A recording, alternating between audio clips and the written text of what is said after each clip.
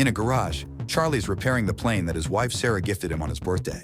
Sarah interrupts him to tell him she's leaving soon for a business conference in London.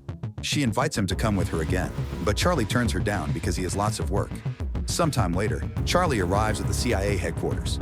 On his way to the decryption and analysis department, he goes through all the security scanners that he invented and finally gets to work. Suddenly, he receives a message from Inquiline, a mysterious person he's been in contact with for years. As usual, they have valuable classified intel to sell him, although this time Inquiline warns him that these documents could put the CIA at risk. Charlie tries to guess their location and says Istanbul, but Inquiline brushes him off. Afterward, he works on analyzing the material, but surprisingly not even a genius man like him can crack the code. After lunch break, Charlie goes back to his office and gets a call from Sarah, who informs him that she's already arrived in London. However, Charlie already knows because he's been tracking her. They don't talk much because he's desperate to go back to the mysterious documents. Since he still can't crack the code, he takes his computer to the restricted area, where a more advanced system helps him progress faster. It takes him a while, but he finally opens the information in the documents, which leaves him in shock. These are top-secret government files revealing that a drone strike disguised as a self-deletion bombing was authorized and covered up. There are clips from the news reporting 150 casualties, including French Special Forces and Danish Marines. This whole operation was organized by Chief Moore, who is also Charlie's boss. That night at home, Charlie tries calling Sarah, but she doesn't answer, so he leaves a voicemail. The next day, Charlie arrives at the office and is surprised to find Moore waiting for him. Moore takes Charlie to the office of O'Brien, who became director very recently. She explains that there's been a terrorist attack at a hotel in London and Sarah was one of the victims. Charlie refuses to believe it and wants to call Sarah, so Moore turns on the TV to show him the news. The reporter describes how 4 terrorists bursted into the hotel, took 4 hostages and killed 2 of them. Next, Moore plays the hotel's security footage, which shows all the chaos during the incident and confirms that Sarah was one of the victims. When Charlie goes home, he finds dozens of reporters waiting for an interview and the police trying to keep them back. A friend helps Charlie under the house without being bothered. The next day, Charlie confronts Moore and supervisor Caleb because he's very suspicious of what happened. He can't believe the terrorists could have slipped past the thousands of security cameras in London, not to mention they drove into traffic. Moore promises they're investigating, but Caleb sends him home. The following day, Charlie goes to the airport to pick up Sarah's body and her belongings. At home, he looks inside the suitcase and finds a gift Sarah had bought for him, which makes him have a breakdown. Tired of being at home, Charlie goes back to work and uses the restricted computer to hack into the security cameras at the hotel and the nearby streets. He puts together a timeline of the events and shows it to his superiors. The 4 terrorists stole a vehicle in the East End, then entered the hotel through the service where they professionally scrubbed out all prints and DNA. Apparently, they had a meeting with Impact Investments from Indonesia, but something went wrong and an argument started in the corridor. One of the firm's security men got angry, so a terrorist opened fire, killing one of the guards and leaving the other one in critical condition. Hotel security was immediately alerted and they called the police. Desperate to leave the building without getting caught, the terrorists entered the conference room and captured some hostages.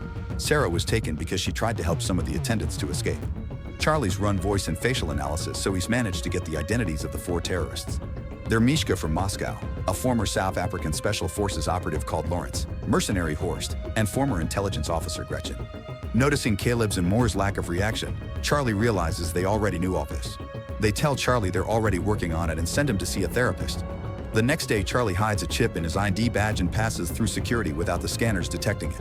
In his office, he prints all the classified files and uses a skimmer on the printer to make additional copy. That night, Charlie goes to a bar and keeps staring at a jukebox. The following morning, Charlie confronts his superiors again using the printed files.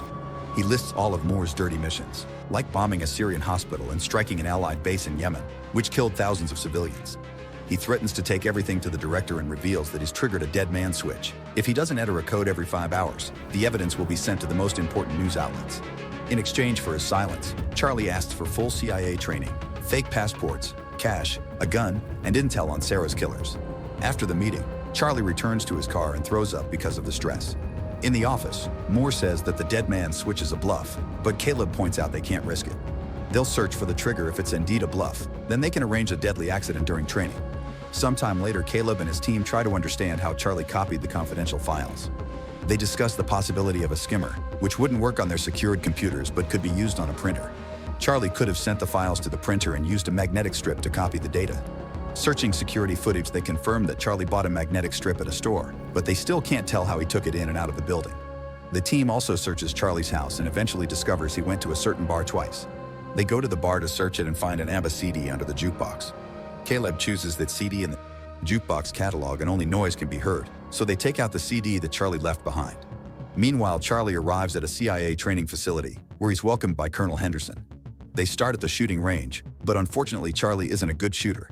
He needs to get really close to the target to shoot the right spot. However, when it comes to making bombs, Charlie works outstandingly fast, impressing Henderson. Next, Charlie needs to learn his new identity, so Henderson harasses him and throws him around so Charlie can still recite his new information even under pressure. Lastly, they get the new passports done. That night, Henderson goes to Charlie's room and tells him he isn't a killer, but Charlie insists he wants justice. Then Henderson pulls out a gun and gives it to Charlie, asking him to aim at his chest. Charlie's hands won't stop shaking and he ends up lowering the gun. At the office, the agents spend several hours decrypting the information in the CD until they discover that Charlie had been bluffing about the dead man's switch. They immediately inform their superiors, unaware that Charlie is spying on them. It turns out that the chip he hid on his badge was actually a bug that he planted on the files he gave to his bosses. Moore immediately calls Henderson and tells him to arrest Charlie. However, he's already escaped. After hanging up, Moore finally sees the bug on the files and talks to Charlie directly to tell him this is treason. Charlie gets rid of his earpiece before boarding a plane. Once Charlie reaches London, he goes through customs and starts making his way to Paris. His fake passport appears in the CIA's computer, so Moore sends Henderson after him. In Paris, Charlie rents a hotel room near the restaurant where Gretchen is frequently seen. Eventually, she shows up and is close enough for him to start tracking her phone. Charlie then spends the day outside Gretchen's building and waits until she's gone. When a tenant comes out, he uses the chance to get inside. Then he follows an online video to pick the lock of Gretchen's place. Charlie begins searching the apartment and takes pictures of Gretchen's schedule. He also finds a gun in a drawer, so he decides to keep it. At that moment, his tracker warns him that Gretchen is coming back, so he rushes to the stairs to wait for her. However, when she finally comes home, he can't pull the trigger. Feeling disappointed, he rushes back to the hotel and pretends Sarah is waiting for him. After calming down, he takes a close look at the pictures and learns that Gretchen has been going to the hospital often. Hacking into her health history reveals she has allergies. The next morning, Charlie buys tons of flowers. Then he waits at the cafe until he sees Gretchen and follows her to the hospital. Gretchen is going through some tests, but the doctor notices that the computer screen is malfunctioning, so he leaves the room to request help. Charlie comes in dressed as a doctor and locks Gretchen inside the machine. She starts to panic, but Charlie ignores her while filling the chamber with pollen. The doctor and a nurse hear the noise, but the door is locked too. Gretchen starts to get weak because of her allergies, and Charlie says he'll help if she tells him where to find Horst, since he's the one who shot Sarah. The allergies don't let Gretchen talk, so Charlie opens the chamber, only for Gretchen to push him against the desk. They start fighting all over the room, throwing each other against every piece of furniture. Charlie takes out his gun, but Gretchen brings him down and opens the door to finally run away. A desperate Charlie follows her to the street, but before he can shoot, Gretchen is struck by a car. Horrified by the body, Charlie forces himself to come closer to grab her phone. Then he runs away and throws the lab coat in the trash. At the hotel, he washes off all the blood and packs his things. That night, he goes to the bus station and buys a ticket for Marseille. Soon, the news of Gretchen's death reaches the CIA. O'Brien questions more about this, and he only says that Gretchen appears to have been killed by one of their own. That night, Charlie goes to a bar and drinks a lot to drown the guilt he feels over Gretchen's death. He thinks he sees Sarah dancing, but a closer look reveals it's a woman that looks like her. Then Charlie notices Henderson approaching him and panics. He pushes people until he manages to leave the bar and runs through the streets until he finds a different bar to hide in. Henderson follows him there too, so Charlie rushes to the bathroom and locks the door. Unfortunately, there are no windows here, so Charlie has no choice but to come out. He joins Henderson at the bar and learns that he found him by tracking Gretchen's phone. After a short chat, Charlie reveals a timer on his phone and runs out before a bomb explodes in the bathroom. Chaos takes over the bar and Henderson loses sight of Charlie. The tracker on his phone doesn't work anymore either. The next morning, Charlie contacts the Inquiline to get their help and leaves on a cargo plane to Turkey. In Istanbul, he goes to a restaurant and texts Inquiline. Noticing a man's phone ringing, he tries to approach him but is blocked by a woman who tells him to check his phone. Then Charlie leaves the restaurant and the woman approaches him again, confirming she's Inquiline. She already knows about his wife, so she makes him hide his hat and backpack in a shopping bag. Inquiline wants him to pretend to shop for a while and meet him at a garage. Moments later, Charlie meets with her again and she drives him to her home. During the trip, Inquiline shares that she became a hacker 6 years ago after her husband died. He was a CIA asset and worked for Russian intelligence. In fact, he was the original Inquiline and taught her everything. The official story says he accidentally fell from a window. When they reach her home, Inquiline says this is the only place she's managed to stay longer than 3 years and admits she's tired of running. If the Russians ever come for her, she has a gun to self-delete. Then they start talking about the case. Horst is the leader in charge of hiring mercenaries for Moore. Lawrence is an arms dealer, so Inquiline volunteers to pose as an arms seller to contact him. Lastly, there's Mishka, who travels frequently and posts everything online. They inspect the pictures closely and find a woman with him. Facial recognition takes them to her Instagram account and they confirm she's in Spain. The next day, Caleb tells his team to keep eyes on the terrorist to find Charlie. O'Brien meets with Moore and tells him she wants him to stop running Black Ops without her authorization. Moore says her predecessor gave him the same speech, so he'll tell her the same thing he said then. She has his full support. After the meeting, O'Brien gets in her car and her assistant shows her a picture of Henderson in Spain. It's confirmed that Moore sent him, so O'Brien sends one of her own agents after him. Meanwhile, Charlie and Inquiline find Mishka by hacking into a hotel's security cameras. Charlie then travels to Madrid and stays at the same hotel. He learns that Mishka likes swimming in the pool that connects two buildings by their roofs. At the same time, Henderson tracks Charlie down in the area. The next day, Charlie starts building a device that will help him get Mishka and hides it inside the hotel. Afterward, he follows Mishka to the bar, unaware of Henderson in the lobby. Charlie sees a suspicious man at the bar and realizes he's seen him before, which means he's being followed. He tells Inquiline through his earpiece, so she searches his face and confirms he's a CIA agent. She also sees Henderson on the camera and tells Charlie to abort, but he wants to stick to the plan. When Mishka goes to the pool, Charlie confronts him to ask where to find Horst. If he doesn't talk, the pool will be destroyed. Mishka doesn't believe him and starts swimming away, so Charlie presses a button and the glass starts to crack. A desperate Mishka starts swimming faster, but it's too late. The glass breaks and he falls to his death while the water floods the street. Then Inquiline warns Charlie that Henderson and the other agent are coming closer and gives him directions to escape. A chase ensues and Henderson almost catches him, but at that moment the other agent also attacks. The man tackles Henderson and they start fighting in the laundry room. Charlie watches how they keep throwing each other all over the room and Henderson puts the man's head inside a washing machine. The agent pulls out a gun and shoots Henderson, only for him to steal the gun and shoot him back. Then Charlie comes inside and wonders if he should help them, but Inquiline reminds him to run away. The next day, O'Brien brings Moore to her office and asks about Charlie. Moore says he's on bereavement leave and she lets him go before revealing she's got footage from the hotel. Meanwhile, Caleb and his team look at the same footage and realize Charlie had help. They look at Charlie's encrypted chats and finally find the messages from Inquiline. After a long search, they discover the file of the dead agent known as Inquiline and guess that his wife must have taken over. That night, Charlie and Inquiline agree to sleep next to each other just for company. However, they're woken up by Inquiline's bird screeching and they see a bunch of agents approaching on the security cameras. The duo immediately runs through a hidden tunnel in the wall, and as they make their way out, Charlie sees a drone in the sky.